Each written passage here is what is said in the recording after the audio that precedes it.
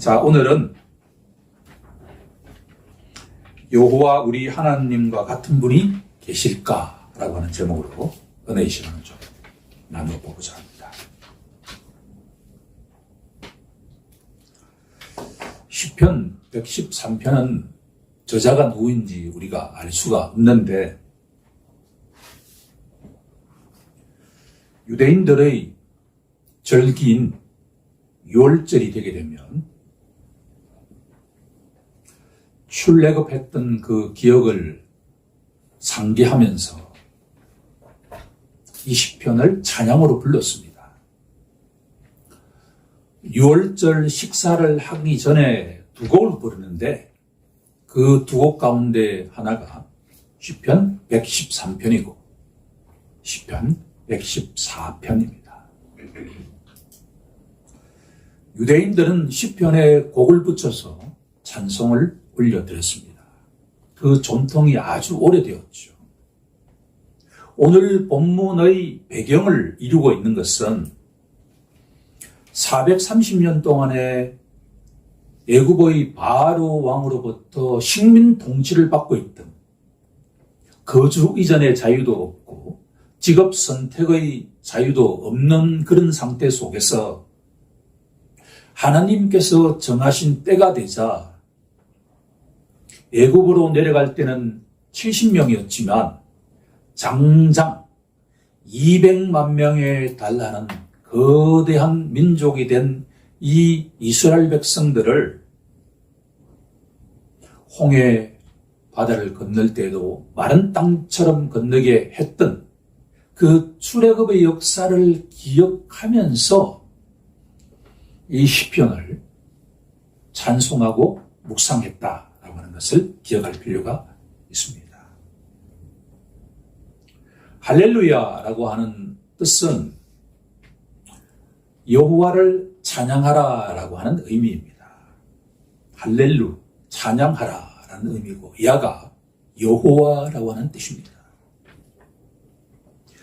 여호와의 종들아, 하나님의 종들아, 찬양하라.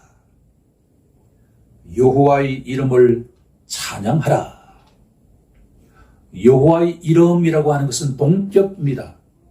하나님의 이름이 여호와죠. 출애굽기에서 여호와가 무슨 뜻이냐 그러면, 이 세상의 모든 피조물들은 시간이 지남에 따라서 변화가 되죠. becoming입니다. 피조물의 실존은 시간이 지남에 따라서 변화되어 간다. 굳이 우리가 어려운 엔트로피 법칙을 이야기하지 않더라도 일정하게 성장했다가 피크를 지나고 나면 다 쇠퇴해 가는 게 피조물의 특성이죠. 하지만 여호와 하나님께서는 어제나 오늘이나 영원토록 동일하신 분, 영어로 하면 being이죠. 대문자 being입니다. 인간과 같은 피조물은 실존적으로 becoming, 계속 변화되어가는 존재지만, 오늘 우리가 뜨거운 믿음을 가졌다 하더라도 내일이 되면 언제 떨어질지 모르는 피조물인데 비해서 여호와 하나님께서는 어제나 오늘이나 영원토록 동일하신 분이기에 피조물의 삶의 목적은 여러 가지가 있겠지만 넘버원 목적은, 미션은 어제나 오늘이나 영원토록 동일하신 하나님, 그 이름 여호와를 찬양하는 것이다 라고 하는 것이죠. 금조의 말씀으로 선정해 놓은 이사야서 4321입니다. 43장 21절에 보면 이렇게 선포되어 있죠. 이 백성은 내가 나를 위하여 지었나니 나를 찬송하게 하려 함이니라. 피조물 인간은 만물의 영장인 사람이 그 목적이 여호와 하나님을 찬양하는 것이라고 한다 그러면 모든 피조물은 다 하나님을 찬송하게 되어 있다라고 하는 거죠. 2, 3년 전에 안식을 얻어서 포르투갈 리스본에 갔을 때 그 수족관이 있었는데 그 수족관을 볼 때 하나님은 참 대단하신 분이다라고 하는 것을 제가 느꼈습니다. 물고기 가운데 몸통이 반으로 뚝 잘려 있는 것과 같은 물고기가 있어요. 그런데 아주 색깔이 화려해요. 그런데 그 물고기는 내 눈에 어떻게 보였냐 그러면 하나님을 찬송하고 있다라고 하는 거예요. 물고기는 물에 있을 때 하나님을 찬송할 수가 있는 거예요. 모든 식물은 다 무엇을 바라보고 있죠? 태양을 바라보고 있죠. 그것은 태양을 창조하신 하나님 여호와를 찬송하는 겁니다. 모든 피조물은 다 우리의 찬양을 받기 합당하신 누구를 찬송하고 있다고요? 하나님을 찬송하고 있죠. 하나님의 이름이 여호와입니다. 스스로 있는 자, being. 만물이 다 여호와를 찬양하는 것은 시간의 제약과 공간의 제약을 받지 않습니다. 이제부터 영원까지 여호와의 이름을 찬송할지로다. 이스라엘 백성들은 이렇게 외치고 있단 말이에요. 우리가 믿고 의지하는 하나님은 영원부터 영원까지 찬송을 받기에 합당하신 분이다라고 말입니다. 시간적인 제약을 받지가 않아요. 2000년 전에 예수님을 포함한 모든 제자들도 동일하게 이 시편을 읽으면서 여호와 하나님을 찬양했죠. 2000년이 지난 지금도 이 예배당에서 수많은 예배당에서 하나님을 찬양하고 있죠. 2000년 후에 그때도 예수님이 재림하시지 않는다고 한다면 예배당에서는 날마다 찬송이 울려 퍼질 것입니다. 해 돋는 데에서부터 해 지는 데까지 여호와의 이름이 찬송을 받으시리로다. 공간적인 제약을 받지가 않습니다. 해 뜨는 곳으로부터 이곳에서 하나님께 찬송을 올려드리는 이 순간에도 지구편 반대편에도 역시 여호와 하나님을 찬송하는 찬송이 울려 퍼지고 있다라고 하는 거죠.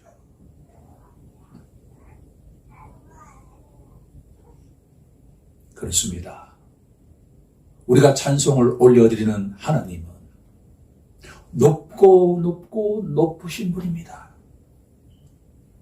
여호와는 모든 나라보다 높으신 분입니다. 예, 그렇죠. 출애굽 당시에 이 지상에서 가장 최고의 왕은 파라오였죠. 우리의 상상을 초월하는 것과 같은 대제국이었습니다.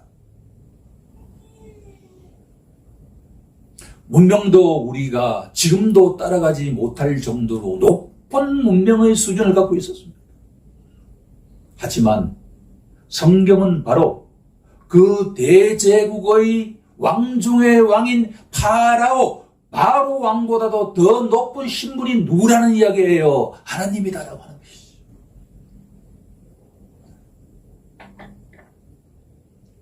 그의 영광은, 여호와 하나님의 영광은 하늘보다 높으시도다. 고대인들의 눈에 말이에요. 가장 높은 곳이 어느 곳일까요? 하늘 아닐까요? 하늘보다 더 높은 곳이 없잖아요. 고대 세계에서는. 그 하늘보다 높으신 분이 누구라는 말씀입니까? 하나님이시죠.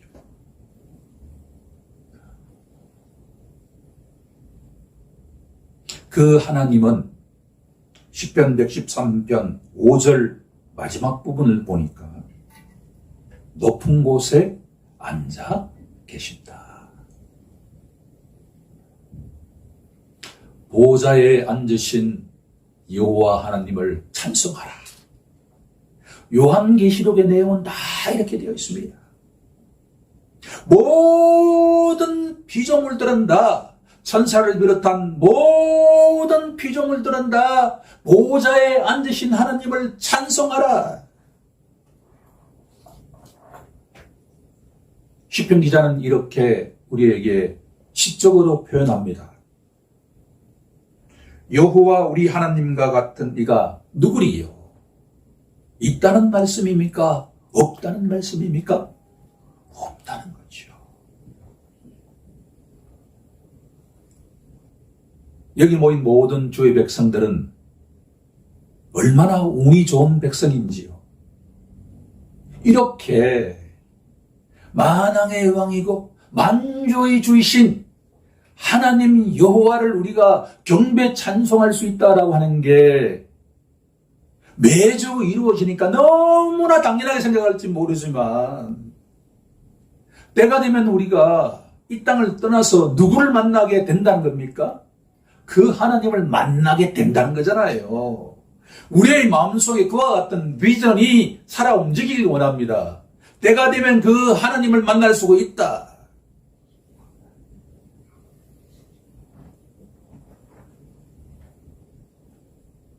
사람마다 자신이 가장 만나보고 싶고 말 걸고 싶고 교제하고 싶은 대상이 있죠.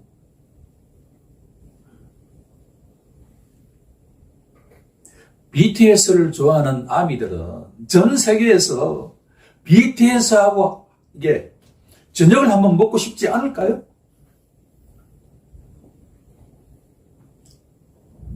또 어떤 사람에게는 학회에 갔는데 우리가 가장 존경하는 탑 클래스 대학의 교수인데 회장이에요. 그런데 그분이 노벨상까지 받았어요. 그러면 그분하고 내가 악수를 하면서 인사하고 싶을까요? 안 싶을까요? 식사하면서 대화를 하고 싶을까요? 안 싶을까요? 싶겠죠. 그렇죠.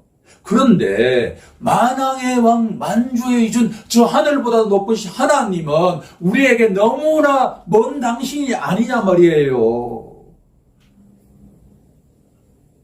우리는 하나님을 너무나 친숙하게 이야기하는데 하나님은 이 천지 만물을 다 창조하신 분이에요. 우리가 가까이 하기는 너무 먼 당신이야.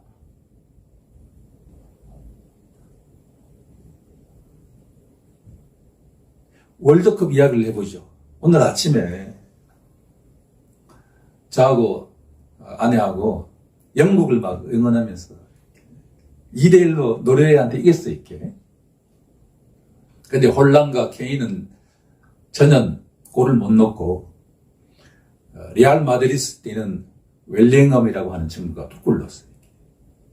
이 친구가 멕시코하고 16강을 하면서 2골 넣었는데, 라카로모로에 가면서 다른 모든 선수들은 어떤 한 기자가 장애인 기자예요. 그러니까 휠체어에 타고 막 인터뷰를 요청하니까 이게 이렇게 앉아가 이렇게 한단 말이에요. 다 지나갔는데 이 웰링엄이라고 하는 친구가 딱 가더니만 어떤 식으로 인터뷰하냐 그러면 이렇게 하는 게 아니라 그 장애인 눈높이에 딱 맞춰가지고 이래가지고 우리가 눈을 보면서 이게 인터뷰를 한 거예요. 저는 잘 모르던 친구예요. 새롭게 보게 됐죠. 우리에게 너무나 먼 당신인 하나님인데 우리는 그분을 믿고 의지해요. 그런데 그 하나님이 나와 이야기를 하기 위해서는 내가 하늘로 뛰어 올라가야 될까요? 하나님 우리에게 내려와야 될까요? 예컨대 드라마에 보면 바로 왕 정도가 되면 말이에요. 대제국의 위대한 왕이 되면 백성들을 어떻게 볼까요? 존대할까요? 벌레 취급할까요? 벌레 취급하잖아요. 기분 나쁘면 다 죽여. 이렇게. 진시황은 자기가 죽을 때 수많은 사람들 다 같이 생매장 했잖아요. 지금 생각하면 있을 수 없는 일이죠. 고대 사회에서는 그게 대제국 왕의 권위예요. 그런데 우리 하나님은 어떻게 하시느냐? 하나님은 대제국의 바로 왕과 달리, 진시 왕과는 달리 스스로 낮추사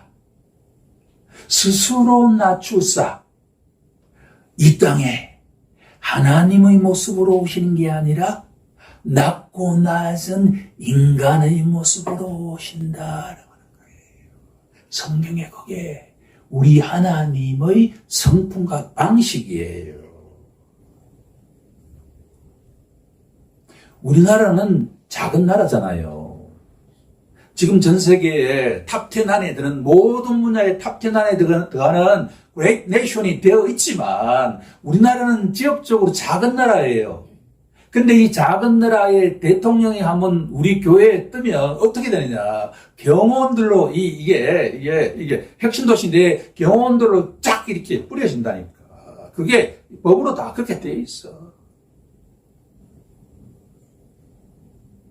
그런데 만왕의 왕이시고 만주의 주이신 하나님은 경호원도 대동하지 않으시고 홀로 인간의 모습으로 어떻게 이 땅에 오셨냐 그러면 그 마리아라고 하는 그 순결한 여자의 자궁 속에 하나님이 오셨단 말이에요. 우리와 똑같이 그 엄마 뱃속에서 10달을 그렇게 숨지기고 계신 분이에요. 시편 113편 6절에 보면 스스로 낮추사. 어떤 분이신데 스스로 낮추시죠. 만왕의 왕 만주이시오. 이 세상의 모든 권력보다도 이 세상의 모든 것보다도 다 높고 높은 시편 기자는 높다는 이야기를 3times 3번 이야기하잖아요. 4절에 여호와는 모든 나라보다 높으시고 한 번, 그 영광은 하늘보다도 높으시고 두 번, 높은 곳에 앉으셨으니. 높다라고 하는 단어가 몇 번 나오죠? 3번 나오잖아요. 성경에서 3번 나온다는 이야기는 너무나 강조되는 거잖아요. 하나님보다 이 세상에 높은 분은 있다 없다? 없다라고 하는 것을 시인은 시로서 표현하고 있지요. 그런데 그 높은 분이 스스로 낮추사 이 땅에 인간의 모습으로 오셨다. 이 헬라어로 그리스어로 케노시스라고 그래요. 케노시스. 비움이라고 하죠. 비움. 겸손은 갖고 있는 자만이 드러낼 수 있는 성품입니다. 하나님은 겸손하신 분이죠. 스스로 낮추신 분입니다. 자, 우리 첫 번째 갈로운 정답은 너무나 쉽기에 찬송이겠죠.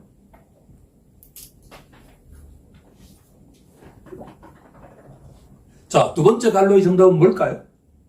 스스로 낮추사 천지 만물을 살피시는 분이다. 살피신다. 6절에 스스로 낮추사 천지를 살피시고 살피신다. 천지 만물을 살피신다. 천지 만물의 영장이 누구죠? 사람이잖아요. 하나님이 이 땅에 인간의 모습으로 오신 목적은 여러 가지가 있지만 주된 목적은 누구예요? 사람이에요, 사람.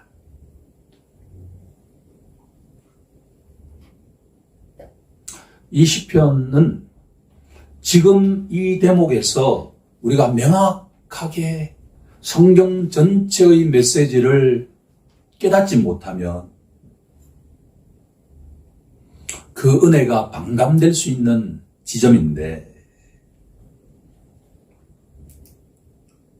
하나님과 사람은 너무나 가까운 찬송을 하고 찬송을 받는 것과 같은 인격적으로 친밀한 관계가 원래의 관계였는데 첫사람 아담이 하나님 말씀에 불신앙합니다. 이 에덴 동산에 있는 모든 열매는 자유롭게 마음대로 먹을 수 있지만 너희들이 딱 하나 해서는 안 된다. 그게 뭐예요? 선악을 알게 하는 나무 열매는 먹지 말라. because 왜냐하면 뭐예요? 너희가 반드시 죽기 때문이다. 아담과 하와는 이 말씀을 신뢰하지 않았습니다. 뱀의 꼬임을 받은 이 아담과 하와가 우리가 죽을까 하노라라고 하는 이 뱀의 꼬임에 너희가 반드시 죽는다라고 하는 거기에 틈새가 생기기 시작했단 말이에요. 불순종 이전에 나오는 게 뭐냐 그러면 불신앙이에요. 되게 중요한 이야기를 하고 있는 시점입니다. 아담과 하와가 선악을 알게 하는 나무 열매를 따먹는 것은 불순종이잖아요. 범죄 행위란 말이에요. 이 범죄 행위 이전에 뭐가 있었냐 그러면 너희가 이 선악을 알게 하는 나무 열매를 먹으면 반드시 뭐예요? 죽는다라고 하는 이 말씀을 불신앙했다. 신뢰하지 않았다라고 하는 거예요. 한번 먹어볼까? 진짜 그런가?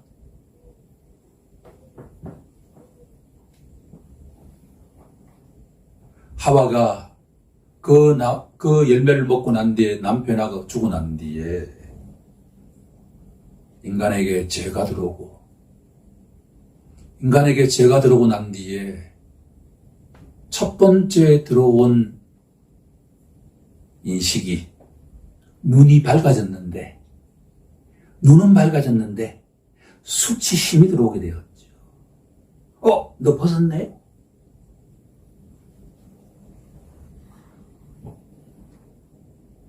그리고 인간에게 사망이 들어왔습니다. 불신앙과 불순종에 의해서 선악을 알게 하는 나무 열매를 따먹은 범죄가 일어난 뒤에 이 세상의 창조주와 피조물 간의 관계가 그렇게도 하모니어스한 관계가 깨어졌다라고 하는 이야기예요. 에덴 동산에 쫓겨난 아담과 하와는 방랑하는 자가 되었습니다. 방랑하는 자를 다른 말로 하면 안식을 누리지 못한다 그런 이야기예요. 그 영혼이 때때로 기분 좋을 때는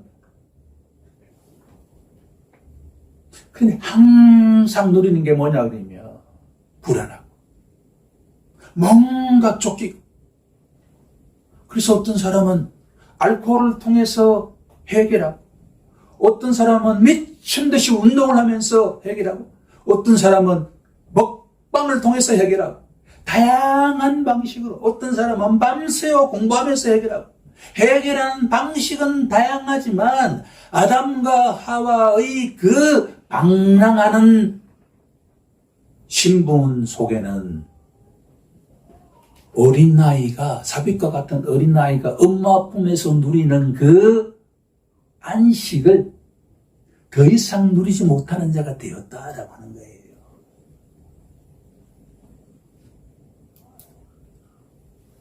성경은 이런 상태를 영적인 죽음이라고 하죠.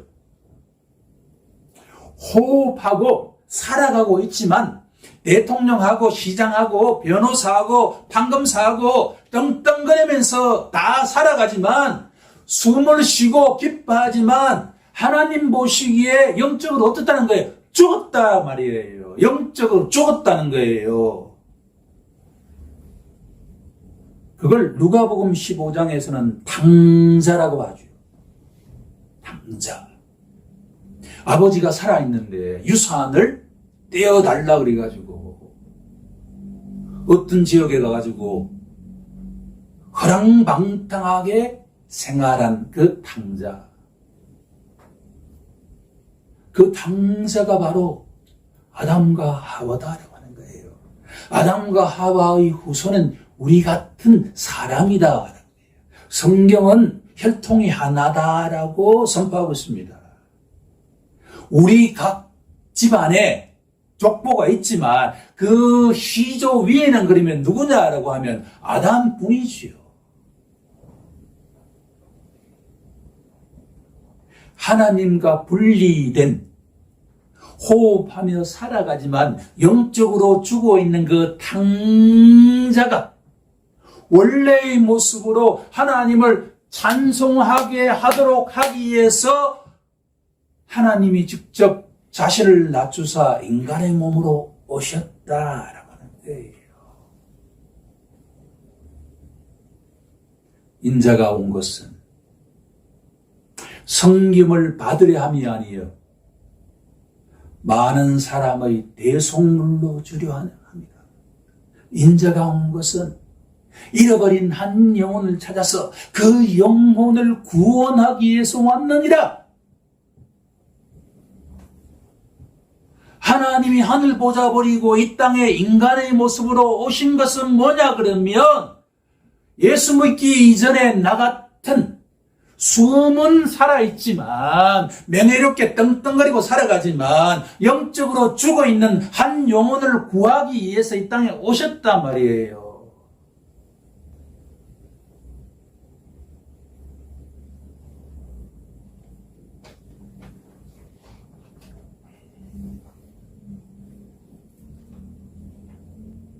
근데 이제 세 번째 결론 부분에 가게 됩니다. 하늘 보좌 버리시고 하나님이 인간의 모습으로 이 땅에 오셨는데 그분이 어떤 사람을 찾을까라고 질문을 하면 딱 세 그룹을 이야기를 해요. 첫 번째 그룹은 뭐냐 그러면 바로 7절에 나와 있는 가난한 자,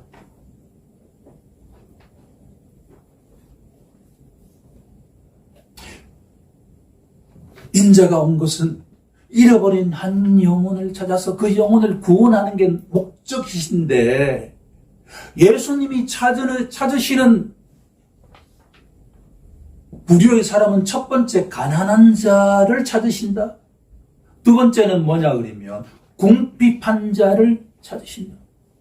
세 번째는 뭐냐 그러면 아기 못 낳는 여인을 찾으신다. 이 세 그룹의 사람들은 존경받는 사람인가요? 아니면 사회적인 약자인가요? 철저하게 소외된 아무도 관심을 가지지 않는 사회적인 약자죠. 그러면 왜 바로 왕과 같은 고관 대적들을 찾아가면 바로 왕 한 사람이 예수를 믿으면 그 나라 전체가 다 예수를 믿을 텐데 왜 예수님이 세리와 창녀와 죄인들을 찾으실까?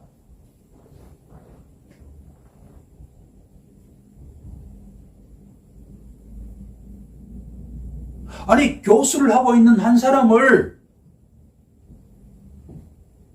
예수 믿게 하면 그 학생들이 다 예수를 믿지 않을까? 그런데 왜 예수님은 가난한 자, 궁핍한 자, 아기를 못 낳는 여인을 찾아가실까라고 하는 거예요.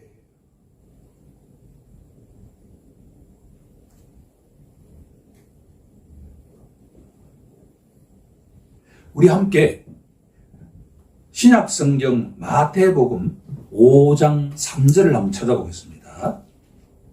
구약성경, 신약성경의 마태복음 첫 번째 복음서인 5장 3절 같이 찾아보고 합독해 보도록 하겠습니다. 시작. 심령이 가난한 자는 복이 있나니 천국이 그들의 것이니요.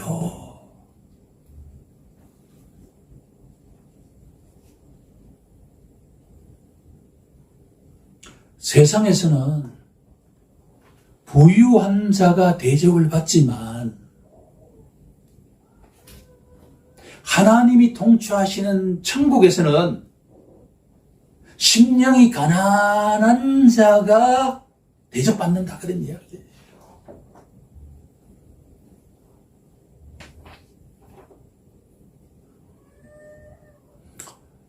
어떤 분이 심령이 가난한 게 무슨 뜻입니까?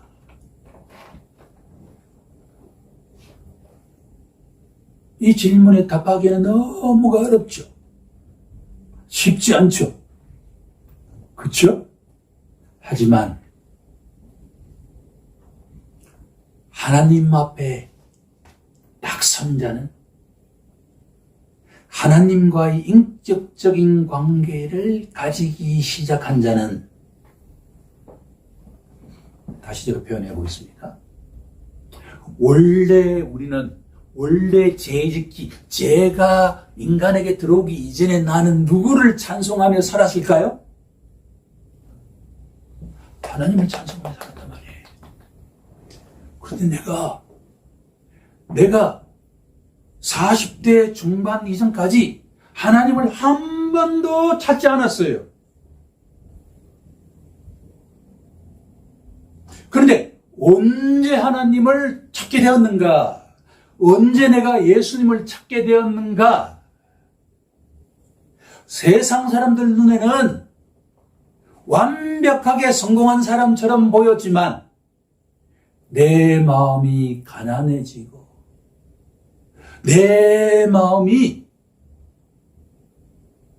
궁핍해지고 내 스스로 될 수 있는 게 없다. 아이 낳는 게 마음대로 되냐 말이에요. 이렇게 내가 내 인생의 주인이 아니다라고 하는 것을 내가 인정했을 때, 그때 누구 목소리가 들렸냐 그러면 바로 예수의 목소리가 들리기 시작했다라고 하는 거예요. 지금도 예수님은 우리 모든 사람들의 마음의 문 밖에서 똑똑똑 두드리고 계십니다. 이 마음의 문은 자물쇠가 안에서 잠겨져 있기 때문에 밖에서 들어올 수 있는 방법이 없어요. 제가 45년 동안에 예수님의 그 똑똑똑이라고 하는 그 두드리는 소리가 한 번도 들리지 않았는데 어느 순간에 내 마음의 상태가 가난해지고 긍휼해지고 그리고 나는 내가 스스로 할 수 있는 게 아무것도 없어 라고 인정하고 고백했는 순간에 누구든지 마음의 문을 열면 내가 그 속에 들어가서 그와 더불어 먹을 수 있고 내가 그 문제를 해결해 줄 수 있다라고 하는 음성이 들렸다. 그 순간에 나는 이 시편 1절에서 5절의 이야기하는 난 누구를 찬송하기 시작했다는 거예요. 만왕의 왕이신 여호와 하나님을 찬송하게 되었다라고 하는 거예요.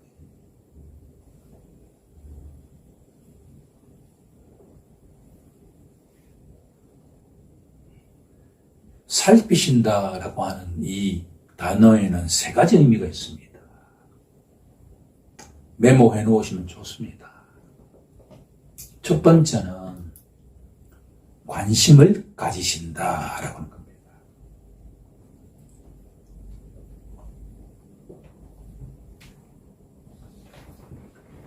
지나고 나니까 하나님은 나에게 무척 관심이 많으세요. 내가 뭐를 좋아하고 뭐를 싫어하는지를 잘 아세요. 나의 배우자는 내가 내 마음속에 무슨 생각을 하고 있는지 잘 모르는데 하나님은 다 아세요. 그런데 흥미로운 사실은 뭐냐 그러면 내가 하나님께 아무런 이쁜 짓을 하지도 않았는데 예쁜 말을 했다든가 예쁜 행동을 했다 그러면 하나님이 나에게 관심 가지는 것은 너무나 당연하잖아요. 그런데 내가 하나님과 원수 되었을 때도 여러분 각자와 원수인 사람과 말하고 싶어요? 싫어요? 싫죠? 근데 그 사람에게 관심 가지고 싶을까요? 한 사람도 없잖아요. 그런데 하나님은 내가 원수 되었을 때, 그런데 내가 말이에요, 이 땅에 오기 창세전에, 이 지성적으로 이해가 안 돼. 그러니까 천지 만물이 창조되기 이전에 하나님은 나를 아시고 관심을 가지고 계셨다. 우리가 다 그런 사람입니다. 우리의 부모와 우리의 배우자, 우리의 자녀는 나를 잘 몰라요. 하나님은 나를 잘 아세요. 하나님은 우리 각자의 관심을 갖고 계세요. 뭘 좋아하는지, 뭘 싫어하는지 다 아세요. 하나님은 우리에게 싫어하는 걸 말씀하실까요? 안 할까요? 안 하세요.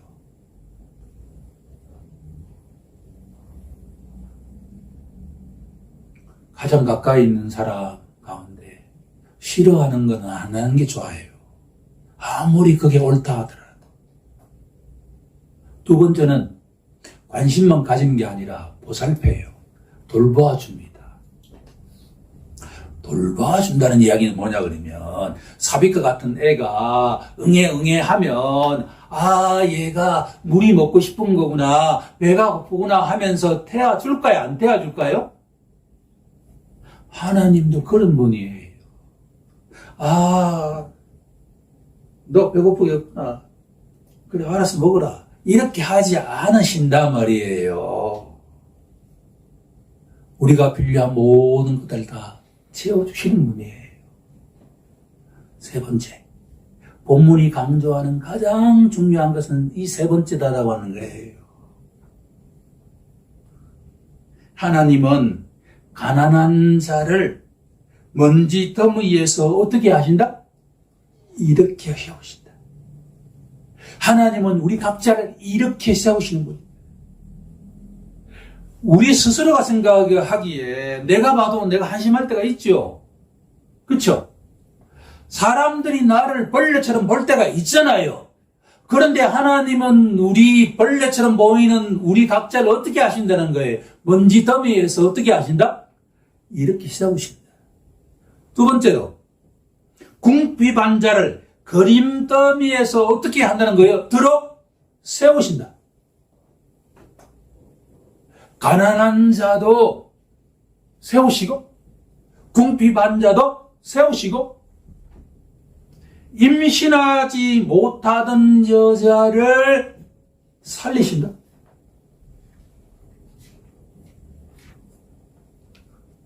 이 말씀은 우리가 어떠한 상황에 처해 있다 하더라도 하나님은 우리를 어떻게 하신다? 손잡고 땡기신다는 이야기지. 일어나라. 이렇게 있어야 되겠냐.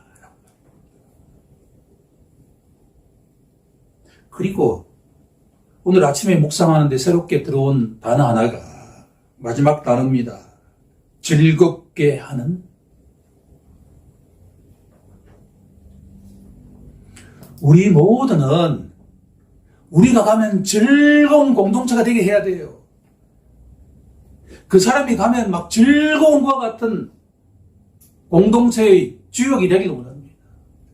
결국 하나님이 이 땅에 오셔가지고 우리 각자를 이렇게 세우시는 이유는 뭐냐 그러면 하나님으로부터 받았던 그 사랑과 즐거움과 그 모든 것들을 다 어떻게 해요? 되돌려 주기만 한다는 거예요.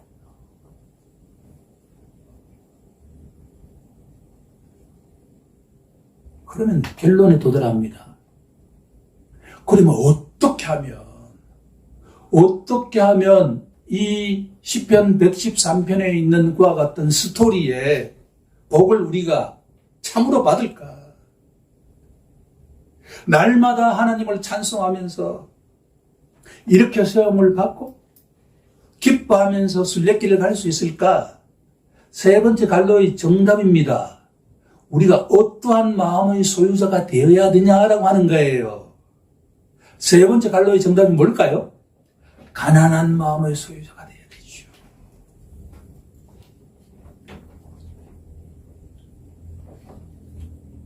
교회에 오기 전까지는 교회에 규칙적으로 오는 게 중요하죠. 교회에 오고 난 뒤에는 습관적으로 오면 안 된단 말이에요. 어떤 마음가짐으로 와야 되느냐? 어떤 마음가짐이죠? 가난한 마음가짐으로 와야 되죠. 나는 등 따시고 배부리니까 아무 근심 걱정 없어. 이렇게 오면 안 된단 말이에요. 이 예배당에.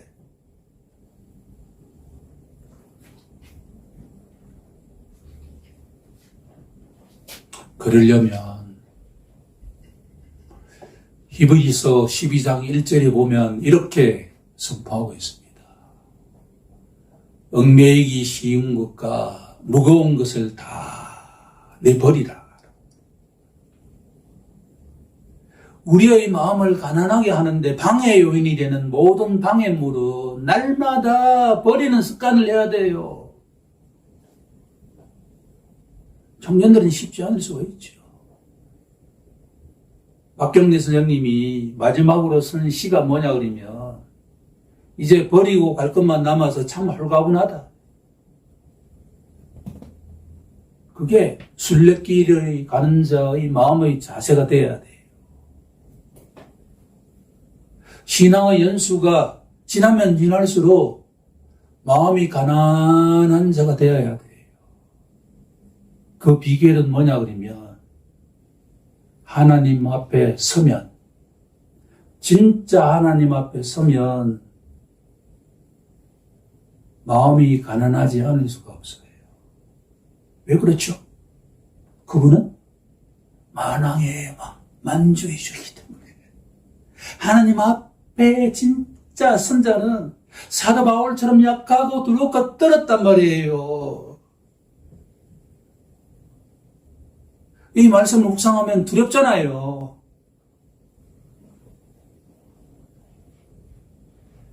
말로는 하나님 앞에 있다고 하는데 실제로는 하나님 앞에 아닌 것처럼 행동할 수 있습니다. 기도하겠습니다.